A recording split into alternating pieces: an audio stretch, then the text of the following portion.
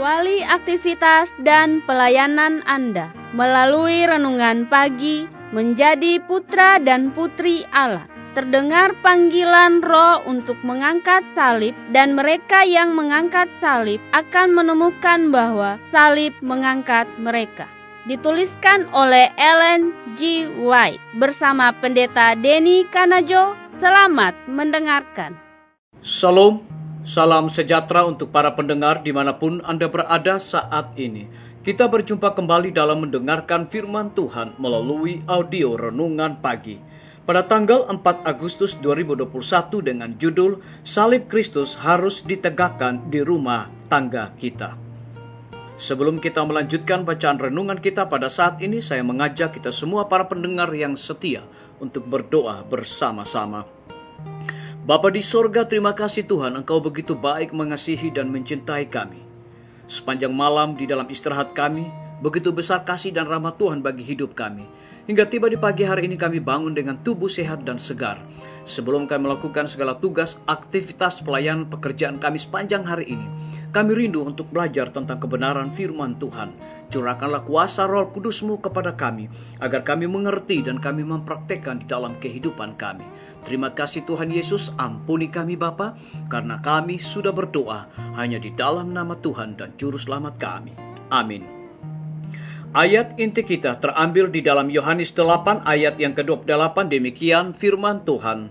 Maka kata Yesus, apabila kamu telah meninggikan anak manusia, barulah kamu tahu bahwa akulah dia, dan bahwa aku tidak berbuat apa-apa dari diriku sendiri, tetapi aku berbicara tentang hal-hal sebagaimana diajarkan Bapa kepadaku. Mari kita ikuti penjelasannya. Kristus harus ditinggikan oleh orang-orang yang telah ditebusnya dengan mati di atas kayu salib dalam kematian yang memalukan. Setiap orang yang telah merasakan kuasa anugerah Kristus, padanya ada cerita untuk disampaikan. Ia harus berusaha untuk menjalankan metode-metode pekerjaan yang akan menyebarkan Injil Kristus.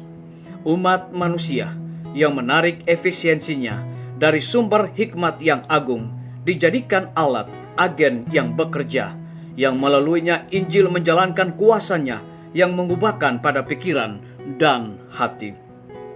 Seluruh kekuatan kita harus digunakan bagi Kristus. Inilah utang yang masing-masing kita harus bayar kepada Allah.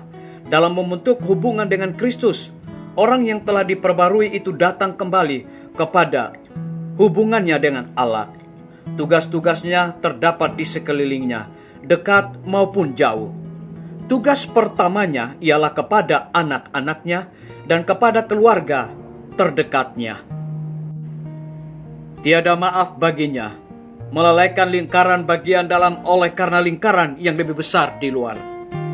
Beberapa rumah tangga mempunyai gereja kecil di rumah, saling mengasihi, mengikat hati ke hati, dan kesatuan yang terdapat di antara anggota keluarga itu mengajarkan khotbah yang paling berkhasiat, yang dapat mengkhotbahkan tentang kesalehan praktis, sementara para orang tua melakukan kewajibannya dengan setia dalam keluarga, mengendalikan, memperbaiki, memberikan petunjuk, menasihati, menuntun. Bapa sebagai imam rumah tangga, ibu sebagai misionaris rumah tangga, mereka sedang mengisi lingkungannya yang Allah mau mereka isi. Oleh melakukan kewajiban mereka dengan setia di dalam rumah tangga, mereka sedang melipat gandakan perwakilan-perwakilan untuk melakukan kebajikan di luar rumah tangga itu. Mereka menjadi lebih baik untuk bekerja di dalam jemaat. Oleh mendidik dengan bijaksana kawanan dombanya yang kecil, mengikat anak-anak mereka kepada dirinya sendiri dan kepada Allah, para bapa dan ibu menjadi pekerja-pekerja bersama-sama dengan Allah. Salib pun ditegakkan di dalam rumah tangga mereka. Anggota keluarga itu pun menjadi anggota-anggota keluarga kerajaan yang di sorga, anak-anak Raja Surgawi.